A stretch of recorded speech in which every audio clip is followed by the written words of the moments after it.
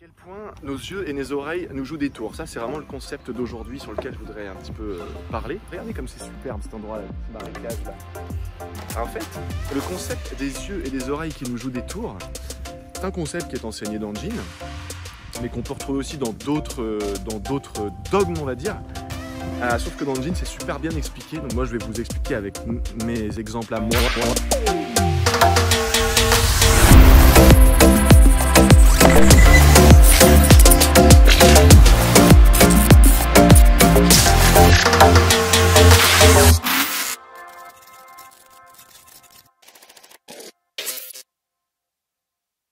Hello tout le monde, alors on se retrouve en fait dans la continuité de la vidéo sur qui est-ce que vous écoutez. Donc le lien se trouve dans la description, il va peut-être s'afficher là aussi. Je vous conseille vraiment de regarder d'abord la vidéo qui est-ce que vous écoutez, et ce, même si vous avez déjà écouté les 14 CD de Kevin Trudeau, même si vous êtes déjà membre de Jin, d'accord. Surtout si vous ne pouvez pas dire que vous êtes exactement qui vous avez envie d'être, ça veut dire qu'au niveau de qui est-ce que vous écoutez, il doit y avoir quand même des lacunes, des petits manquements à la règle. C'est pas grave, hein, comme je disais dans la vidéo précédente, ça arrive à tout le monde, même aux meilleurs, ça arrive vraiment à tout le monde. Ça m'arrive aussi, tout ça, voilà. Toujours est-il que dans cette vidéo, donc en fait, surtout avec le contexte actuel, je me suis dit que c'était vraiment important de vous révéler en fait un des concepts du Global Information Network qui est vraiment, selon moi, extrêmement puissant et qui est hyper libérateur. Et vous allez voir en fait que c'est quelque chose vraiment d'extraordinaire. Donc juste avant de commencer la vidéo, eh bien, comme d'habitude, vous pouvez mettre un petit pouce, vous pouvez penser à vos abonnés. Je sais que la plupart ne le feront pas parce que c'est trop compliqué d'appuyer sur un petit bouton rouge, même si ça nous aide énormément pour les algorithmes. Je précise aussi que là, je teste un nouveau format, c'est-à-dire, là, comme vous pouvez le voir, contrairement à d'habitude où des fois l'angle il est un peu bizarre là, mais là en fait je suis en format grand angle, d'accord. Donc n'hésitez pas à me dire si vous aimez cet angle qui permet d'avoir une prise beaucoup plus large, ok, plutôt que d'être collé comme ça. Et voilà, et ça me permet aussi de vous faire découvrir cet endroit extraordinaire. Si un jour vous venez à Valencia en Espagne, déjà si vous venez en Espagne, je ne sais pas ce que vous allez faire à Madrid ou à Barcelone, hein, c'est bien, hein, mais si vous allez à Valence, vous allez tomber en amour. Et venez à El Saler, c'est incroyable, c'est magnifique, regardez-moi ça. Là, il y a une petite marche très sympathique, juste derrière, il y a la mer, il n'y a pas un pet de vent. On est en hiver, on est le 19 octobre je crois. Et non, un peu moins que ça, bref, et franchement il fait super chaud. Je sais même pas pourquoi j'ai cette veste qui est hallucinante. On dirait que j'ai tué un ours, tu vois, tellement qu'elle est lourde. Alors bon, je suis végétarien, c'est pas de la peau de bête, hein, mais bon, bref. Voilà, et regarde, je vais vous emmener sur ce petit endroit très sympathique où ça m'est arrivé de venir faire un peu de sport, de pratique méditative, yoga, tout ça, bref, je trouve très sympa, il y a une très belle vibe. Voilà, bon, ceci étant dit, je vous invite en fait à vous poser la question d'à quel point nos yeux et nos oreilles nous jouent des tours. Ça, c'est vraiment le concept d'aujourd'hui sur lequel je voudrais un petit peu parler. Regardez comme c'est superbe cet endroit-là, le petit marécage là. Alors, en fait, le concept des yeux et des oreilles qui nous jouent des tours, c'est un concept qui est enseigné dans le Jin, mais qu'on peut retrouver aussi dans d'autres dogmes, on va dire. Sauf que dans le Jin, c'est super bien expliqué. Donc moi, je vais vous expliquer avec mes exemples à moi, d'accord, mon savoir validé à moi. Et vous allez comprendre en fait à quel point c'est super important, eh bien, de réussir à vraiment aller au-delà de justement de toutes ces illusions dans lesquelles on peut vraiment se faire avoir en permanence finalement dans la vie, puisque dans la vie, on se fait constamment tromper par notre mental. Donc je vais vous donner un exemple tout bête, d'accord? On va aller directement dans le concret, on va pas passer par une théorie voilà, qui n'a pas lieu d'être. Vous prenez un sans-abri dans la rue. Donc c'est un sans-abri, il n'a pas d'argent, il vit quelque chose effectivement qui est très éprouvant. Ok, bon. Et vous lui dites, voilà, on va faire une expérience sociale, on va te laver, te soigner aux petits oignons, on va te faire une belle coupe, on va te laver la crasse sous les ongles, tout ça, on va te bichonner, on va te mettre un costume à 15 000 $, on va te prêter une Lamborghini, et tu vas aller faire un tour aux Champs-Élysées à Paris avec ta Lambo, ton costard, ta Rolex, et voilà, ta belle gueule, tout stylé, tout machin. Et on va voir ce qui va se passer. Et à votre avis, qu'est-ce qui va se passer? Si vous étiez à ce moment-là présent dans la rue, qu'est-ce qui se passerait en fait si vous voyez cette personne qui, attention, hein, rien n'a changé, hein, c'est juste une expérience sociale, juste pour une journée. Demain, cette personne, mais j'ai envie de dire paix à son âme parce que je sais à quel point c'est quelque chose de très difficile, mais retournera dans la rue et voilà. Et cette expérience sociale sera oubliée 2 jours plus tard, quoi. Bon. ben, si vous étiez comme moi dans la rue, vous verriez cette personne, vous direz « Punaise, ça c'est quelqu'un qui a réussi, ça c'est quelqu'un qui doit être millionnaire, ça c'est quelqu'un qui a du succès, c'est peut-être un joueur de foot, c'est peut-être un gros chef d'entreprise, etc. etc. » Alors qu'en fait, pas du tout. Et pourquoi je prends cet exemple? Parce qu'en fait, dans la vie de tous les jours, on se fait vraiment avoir à fond par tout un tas de personnes, mais aussi par tout un tas de situations, de contextes et autres, dans lesquels en fait on se morfond. Et dans cet exemple, tout simplement, eh ben, en fait, ça veut dire que tout simplement, on peut se faire avoir de bien des manières lorsque justement, je parlais dans la vidéo précédente, le qui est-ce qu'on écoute. Eh bien, on peut se faire avoir, mais à 1000%, parce qu'on va écouter des gens qui, parce que ils ont une Rolex, déjà il faut voir si c'est une vraie, parce que voilà, ils ont tant d'abonnés sur Instagram ou sur je sais pas quoi, sauf que tu vas sur 5euros.com, moi si je veux demain là, j'ai 1 million d'abonnés sur Instagram, mais si c'est des faux, c'est bidon, c'est du vent. Vous voyez, donc on se fait berner à fond lorsqu'il s'agit de dépenser notre temps, notre argent, notre énergie pour apprendre de la connaissance, hein, l'économie de la connaissance, comme dirait Idriss Aberkan, il me semble. Je crois que c'est ça, l'économie de la connaissance, ouais.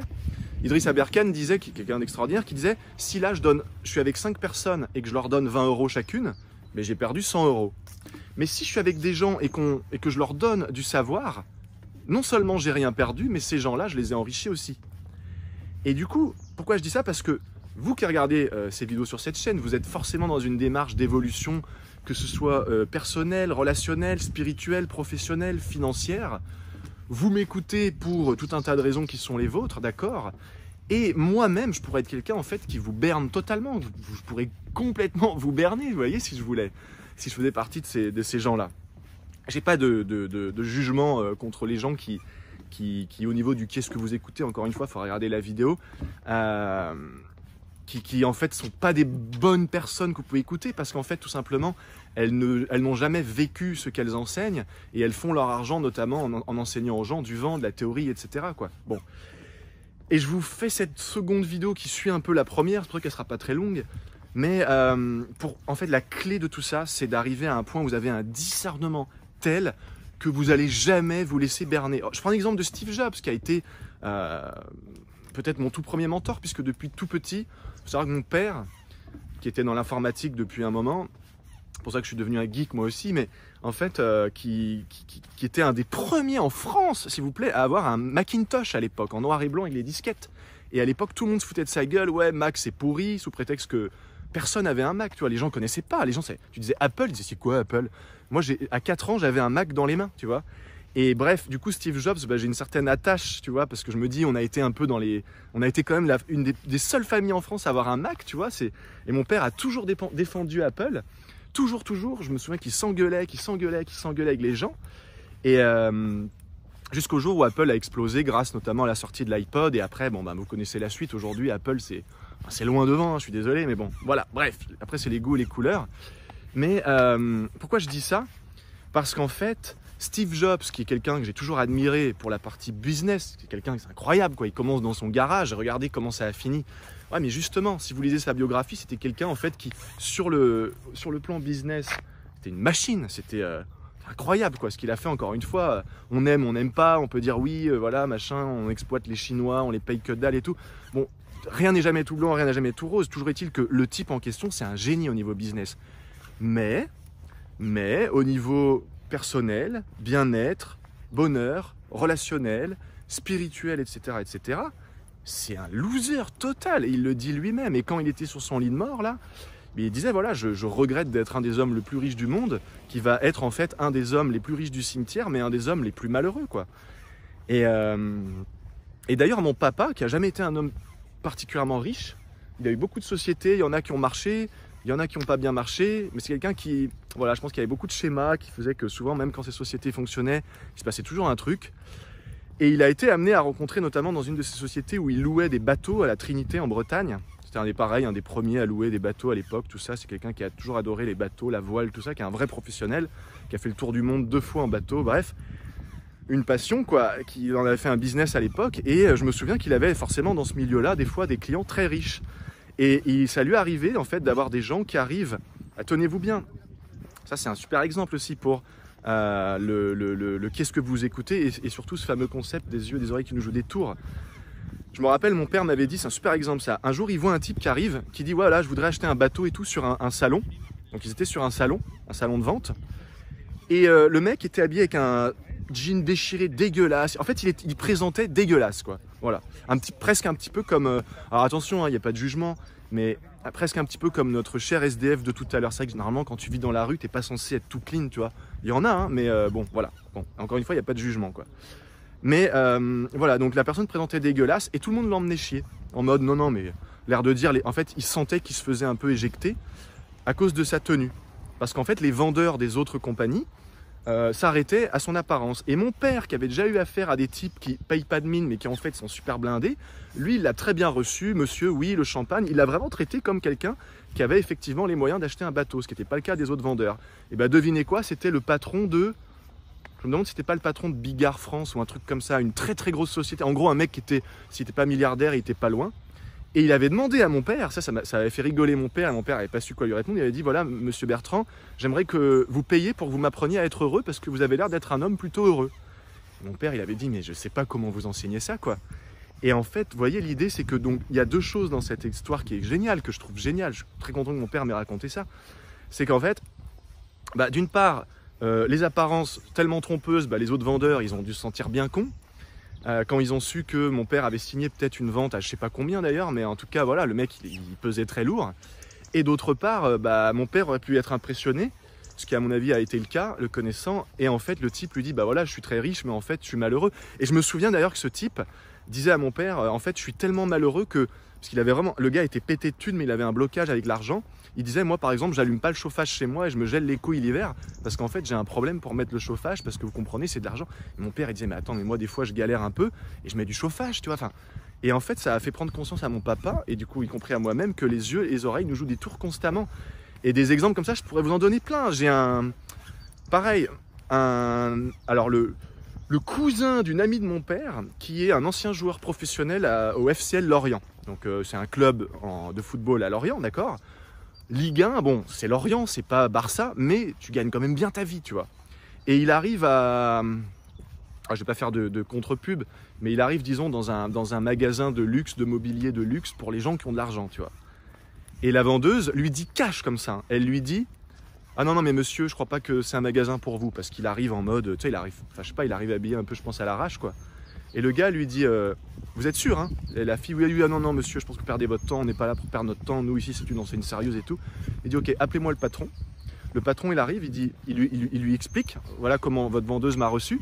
Il sort son téléphone et il dit vous connaissez un petit peu le football? Ah oui moi j'adore le football et tout, que lui dit le patron. Il dit bah ok, regardez cette photo.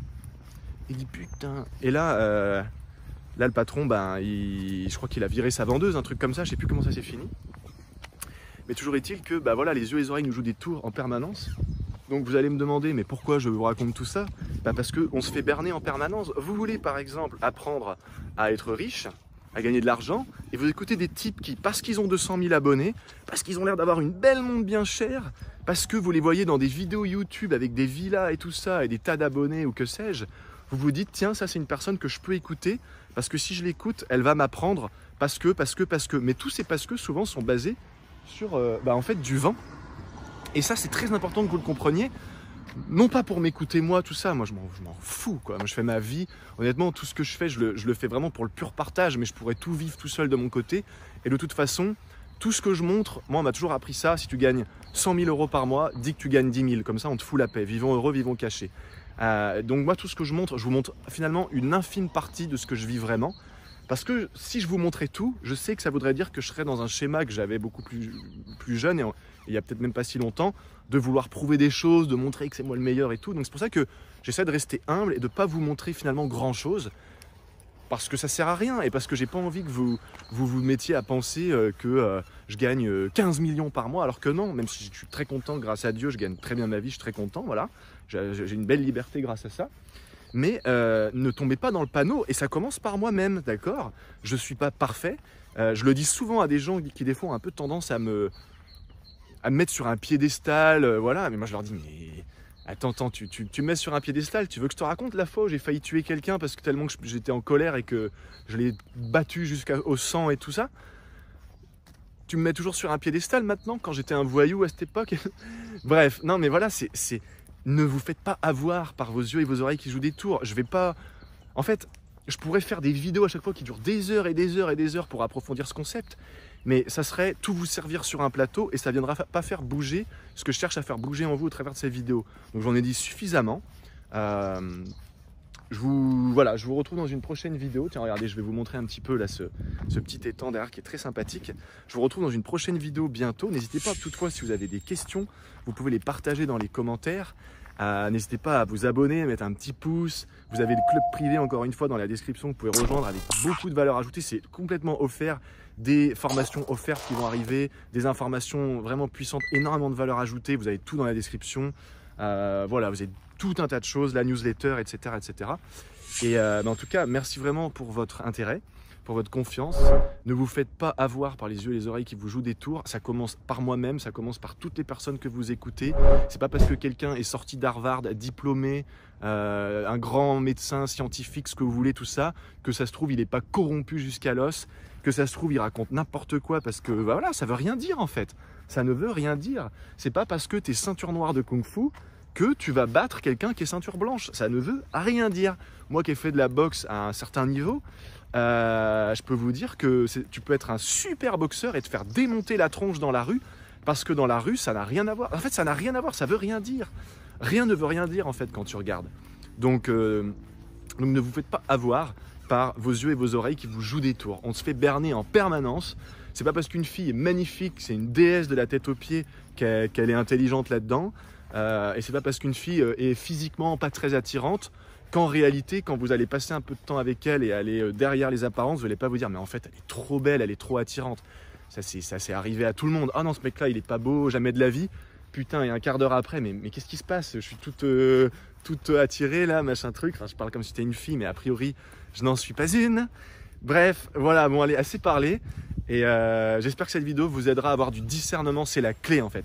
La vidéo, qu'est-ce que vous écoutez? Encore une fois, vous avez le lien sous la vidéo. Et cette vidéo-là, c'était vraiment pour vous faire percuter que si vous n'avez pas du discernement dans la vie, mais vous allez foncer dans le mur à maintes reprises, que ce soit pour apprendre à être riche, à gagner en masse, pour avoir un plus beau corps, à perdre du poids, à être plus heureux dans les relations, à être plus heureux tout court, à méditer, tout ce qui est en cheminement spirituel, tout ça. Je vois des gens qui perdent énormément de temps.